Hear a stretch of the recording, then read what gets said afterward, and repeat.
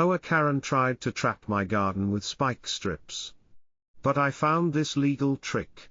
The sun was setting on Maple Grove Estates, casting long shadows across the quiet suburban street.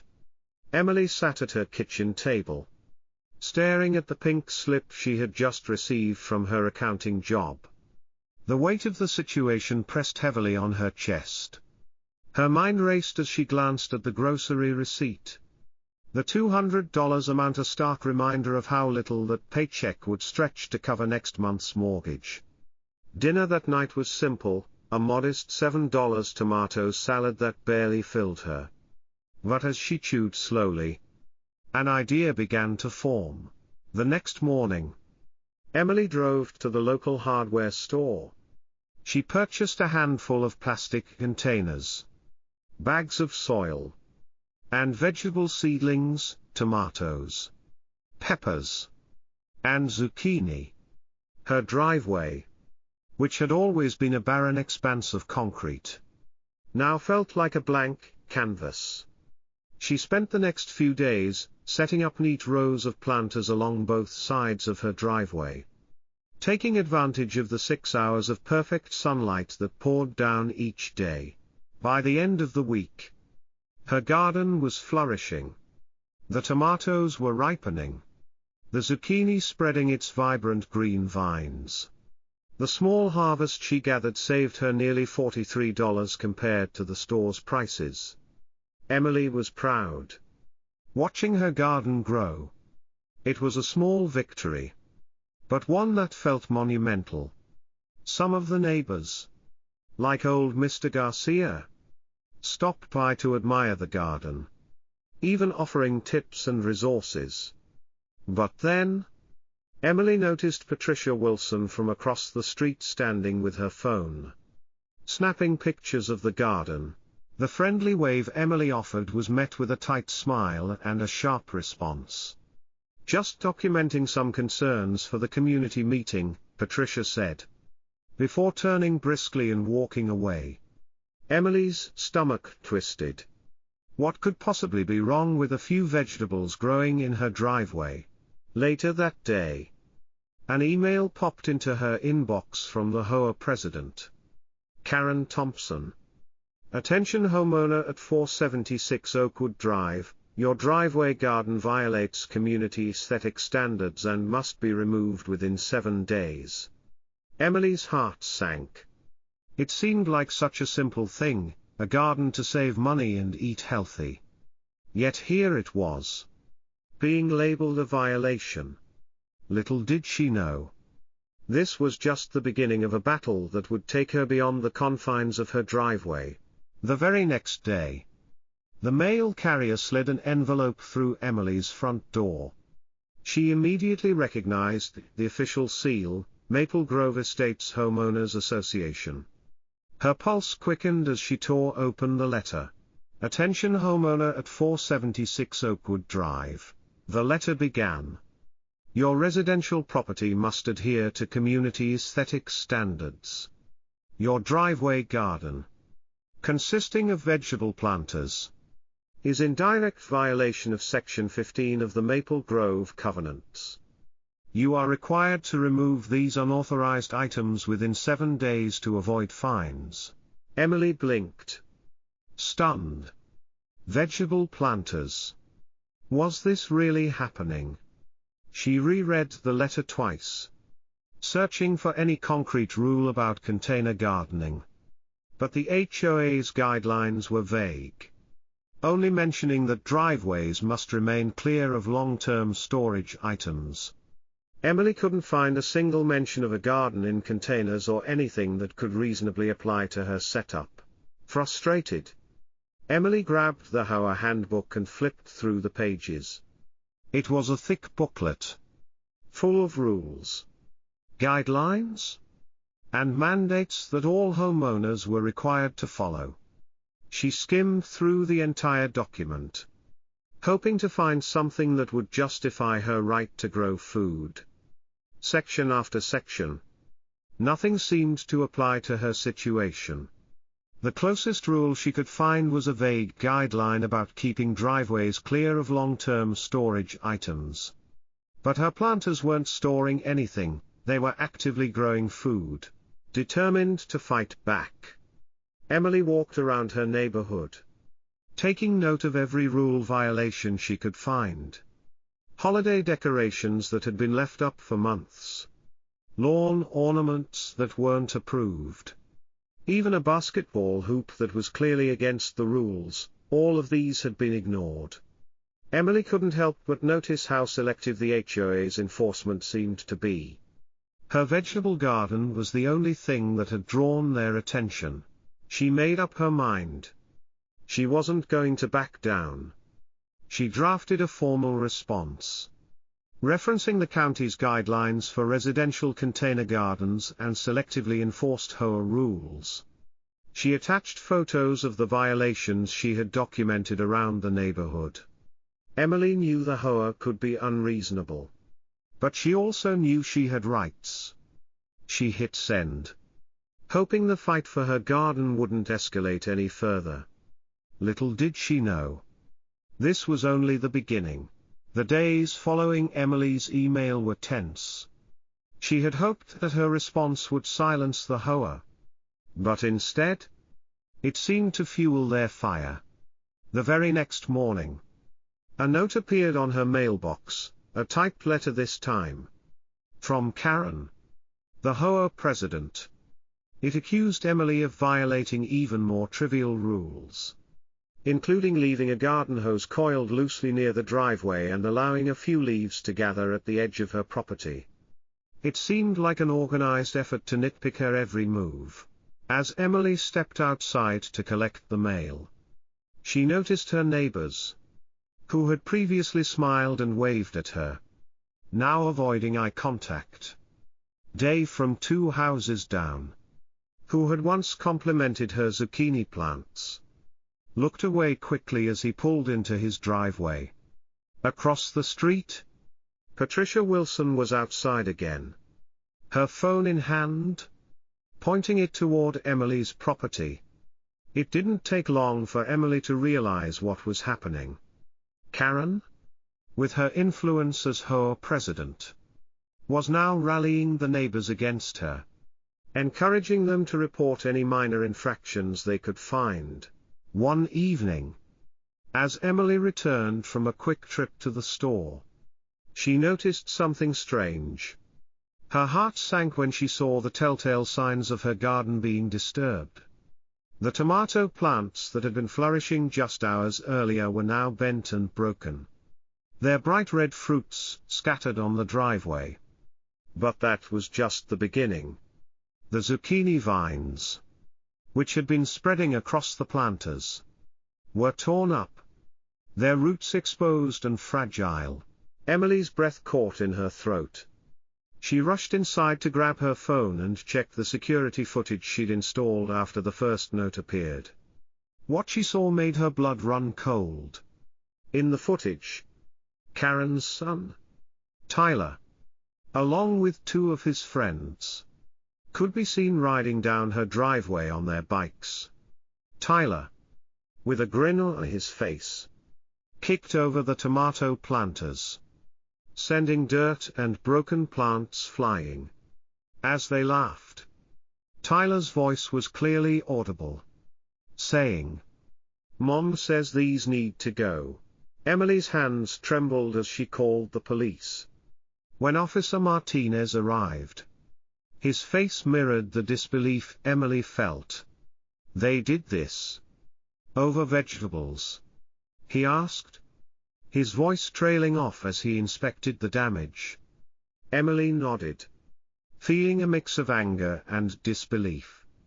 Officer Martinez took down the details, assuring her that the destruction of property was a serious matter. But he emphasized that HOA disputes were typically civil. Despite his sympathy, the reality was clear: Emily was now dealing with more than just a neighborhood dispute. This was harassment.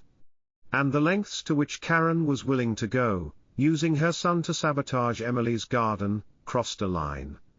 Officer Martinez suggested she file a formal report for vandalism. Something Emily hadn't even considered until now. As he left, Emily's stomach churned. That night, she sat at her kitchen table. The images of the ruined plants burned into her mind. She couldn't help but feel that Karen's fixation on her garden wasn't just about the rules, it was personal. Emily had learned from Mr. Garcia that Karen had been eyeing the coveted Neighborhood Beautification Award for months. Her pristine lawn and perfectly manicured flower beds were part of her carefully curated image. Emily's garden, with its wild and untamed nature, was the last thing Karen wanted to see disrupting her vision of perfection.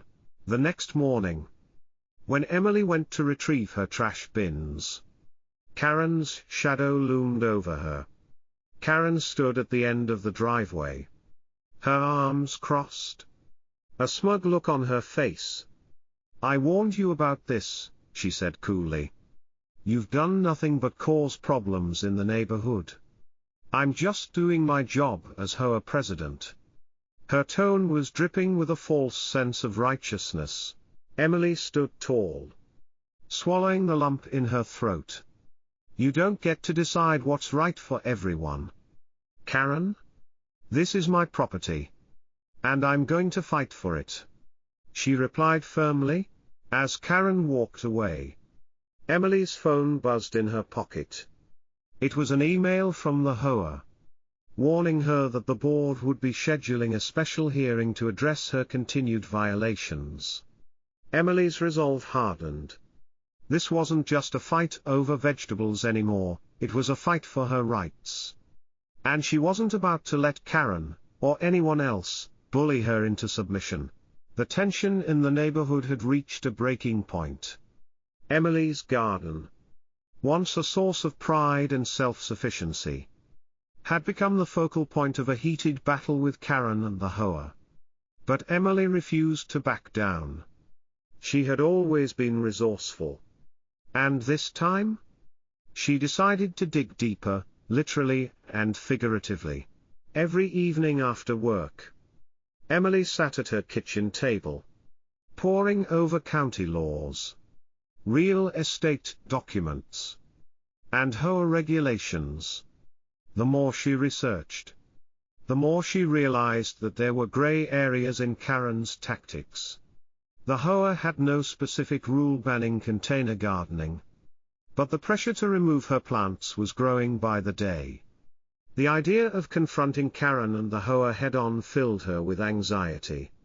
But the thought of letting them win was even worse. One evening, as Emily sifted through the records she'd found online, something caught her eye, an obscure reference to agricultural protections in certain neighborhoods. Her heart skipped a beat as she read through it. The subdivision she lived in had originally been farmland before being developed into homes. As she read more, she discovered something incredible: the county's Agricultural Heritage Protection Act, passed in 1998, applied to her neighborhood. The law explicitly protected homeowners' right to grow food on their property, regardless of HOA rules.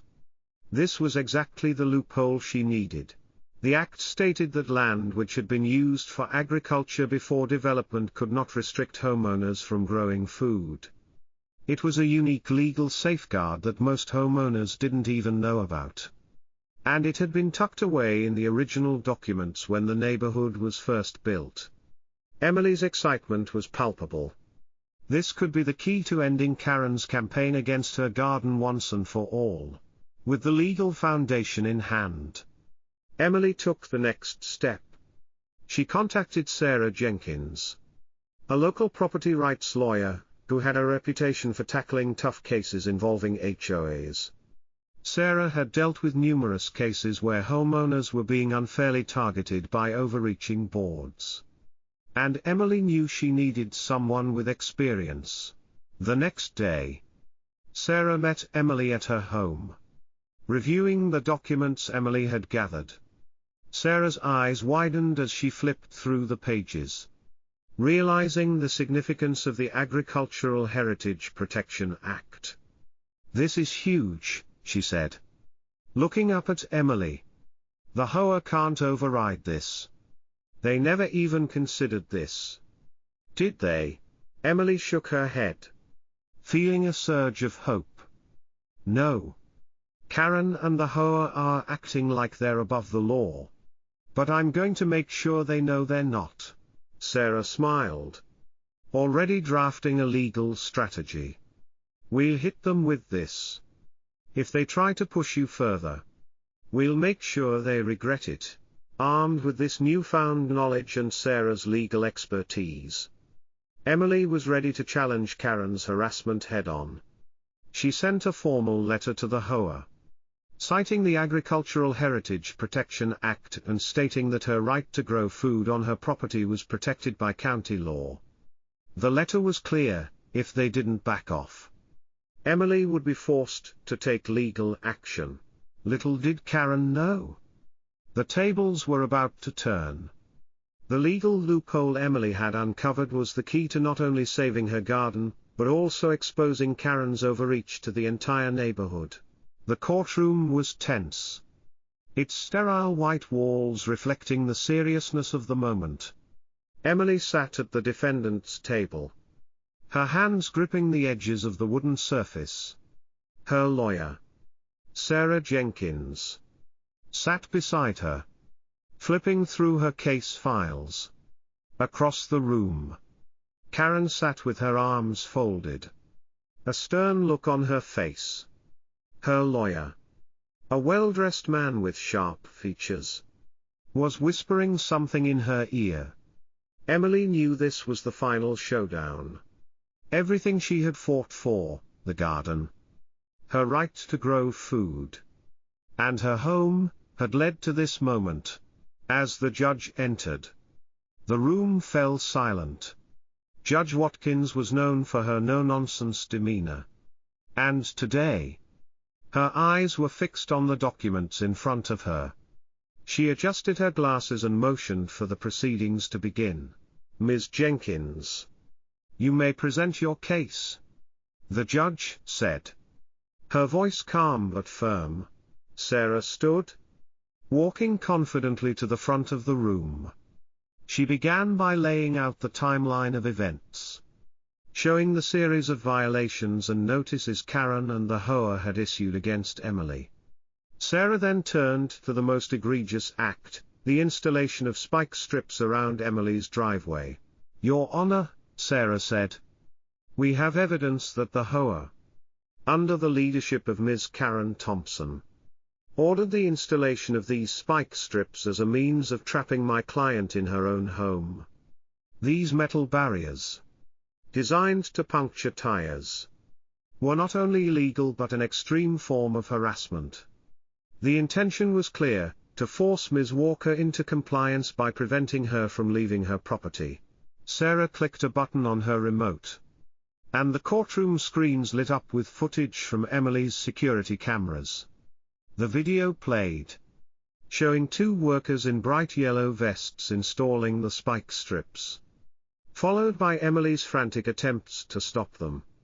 The image of the men placing the sharp metal strips around her driveway sent a wave of disbelief through the room. The judge's eyebrows furrowed as she watched the video play in its entirety. "Ms. Thompson," Judge Watkins addressed Karen directly, her voice icy, "do you dispute that these spike strips were installed under your orders?" Karen's face reddened, and she shifted uncomfortably in her seat. Her lawyer stood up to defend her, but the judge waved him down. "I believe the evidence speaks for itself," she said firmly. "Please continue." "Ms. Jenkins." Sarah nodded and presented more evidence, photos of Emily's damaged garden and the vandalism caused by Karen's son. She then introduced the crucial legal documents Emily had uncovered, the county's Agricultural Heritage Protection Act, which explicitly granted Emily the right to grow food on her property, regardless of HOA regulations. The courtroom fell quiet as Sarah read aloud the key parts of the law. This law, passed in 1998, clearly protects my client's right to grow food on her property. The HOA cannot override these protections. And yet, Ms. Thompson and the board have continued to enforce their own rules in defiance of the county's legislation. The tension in the room was palpable. The judge turned her attention to Karen, who sat rigidly in her seat, her expression one of defiance. The judge's voice broke the silence. Ms. Thompson, it seems your actions have been both unlawful and excessive. The actions of the HOA, particularly the installation of spike strips, constitute unlawful detention, harassment, and a violation of protected property rights. This court finds in favor of Ms. Walker. The room erupted in murmurs. Emily's heart raced. But she could hardly believe what she was hearing. The judge continued. Furthermore, the HOA is ordered to immediately remove the spike strips, pay damages to Ms. Walker in the amount of $155,000, and reimburse her for all legal fees. Additionally, I am mandating that new HOA board elections be held within 30 days. Supervised by a court-appointed observer, Emily sat stunned. But a wave of relief washed over her. She had won.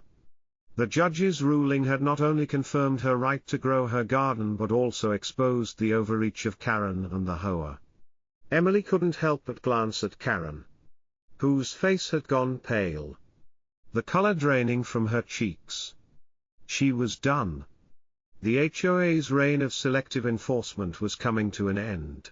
As the court adjourned, Emily's lawyer, Sarah, turned to her with a smile. This is a huge victory, Emily. Not just for you, but for homeowners everywhere. Your case will set a precedent for others fighting against HOA overreach. Emily stood, feeling a weight lift off her shoulders. The fight wasn't over yet. But this was the victory she had been waiting for. As she walked out of the courtroom, the victory felt bittersweet. Her garden was safe. Her home was safe. And Karen, her power was slipping away. The changes coming to Maple Grove Estates would be far-reaching. And Emily knew that her small act of resistance had sparked a much-needed change in the neighborhood.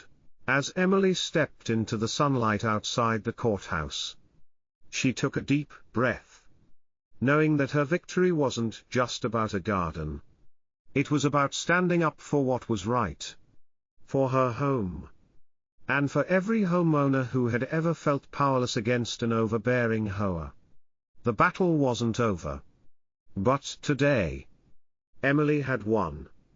And the whole neighborhood would soon feel the impact of her courage. The day after the court ruling, Emily returned home to a scene she had never imagined. As she drove up to her driveway, the spike strips, once an intimidating barrier, were gone. The workers, under the watchful eye of Officer Martinez, were carefully removing the remnants of the metal strips. Her neighbors, who had been distant, now stood at the edge of their lawns, watching as the heavy chains lifted the strips away. When Emily stepped out of her car, a few of them hesitated before walking over, exchanging nervous glances. Dave from down the street approached her first, his face breaking into a grin. We saw the court ruling live. You did it. You stood up for all of us, he said, shaking her hand firmly. His words were followed by nods of approval from the others who gathered around. One by one, her neighbors began to offer their support, some even apologizing for staying silent while Karen and the HOA made life difficult for Emily. This has been a wake-up call for us, Dave continued, his voice louder now. We've all been letting Karen and her board get away with things for too long. You've shown us how powerful standing together can be. Word spread fast throughout Maple Grove Estates. Emily's victory wasn't just about one person's garden, it became a rallying cry for homeowners everywhere who had been silenced by the oppressive rules of their own HOAs. People from nearby neighborhoods reached out, sharing their stories of similar battles, unjust fines, selective rule enforcement, and petty restrictions on things like garden ornaments or even holiday decorations. Emily's case became a symbol of resistance, a beacon for anyone fighting against the overreach of HOA boards. Within the next week, a meeting was called, and for the first time in years, the community gathered with a sense of purpose. As Emily walked into the community center, she was surprised to see not just her neighbors, but a small crowd from surrounding areas who had heard about her case and wanted to learn how they, too, could fight back against their own HOA's rules. The energy in the room was different, there was hope now. Where before there had only been quiet resignation, Emily was asked to speak. And as she stood at the front of the room, she looked out at the faces of the people who had once seen her as an outcast, those who had whispered about her garden in the beginning but were now looking at her with respect. She spoke about the importance of standing up for what's right, of knowing the laws that protected them, and of never letting fear silence their voices. It's not just about growing food, she said, her voice steady and confident. It's about claiming our right to live freely, to make choices about our homes, and to challenge those who think they can control us. The discussion soon turned to action. The new HOA board, which was rapidly forming in the wake of Karen's resignation, included people who had once been intimidated into silence. They came together with a shared goal, to create a community garden space in the unused land behind the neighborhood playground. It was a dream that had been brewing in the hearts of several neighbors for years. But it had been squashed by the HOA's stringent rules. Now, it was finally a reality. Emily's garden became a cornerstone of the new community garden initiative. She helped design the layout, bringing in experts and volunteers to make the space a thriving center of growth and connection. What started as a personal victory had now become a community movement. A project that united neighbors who had never spoken to each other before.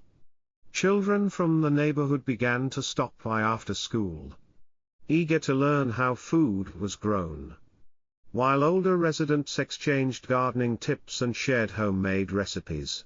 Months later, the community garden was in full bloom, and the story of Emily's fight against the HOA had become local legend. Emily was invited to speak at various community events, where she inspired others to stand up for their rights and demand more from their HOAs. One evening, as Emily sat in the garden, watching the sun set over rows of vibrant vegetables, she received a call from Sarah Jenkins, her lawyer. "You've done it, Emily," Sarah said, her voice filled with pride. "Your case has set a legal precedent. Other communities are already using your victory to challenge their own HOAs. You've sparked a movement." Emily smiled, looking out at the thriving community garden behind her house.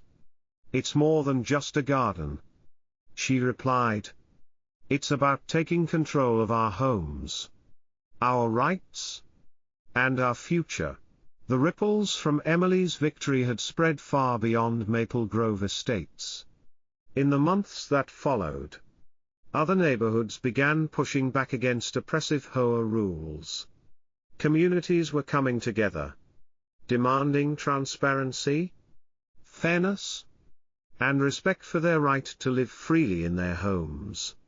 And at the center of it all was Emily, her garden not just a symbol of resistance, but a testament to the power of standing up for what's right, no matter the odds. As Emily tended to her plants, She couldn't help but feel a deep sense of pride.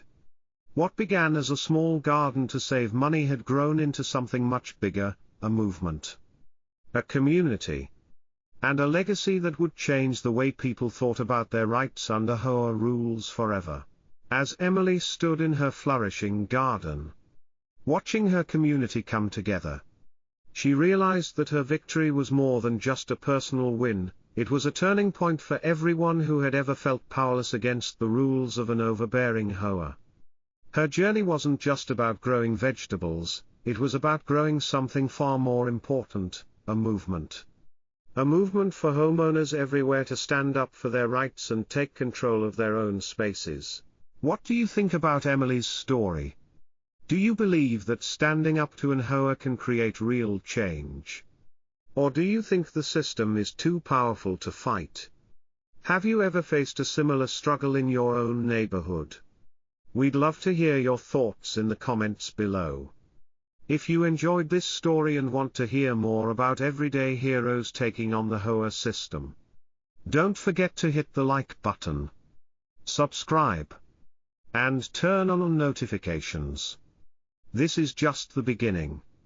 And we've got many more stories to share that will inspire you to stand your ground. Keep watching. And let's continue fighting for what's right, together.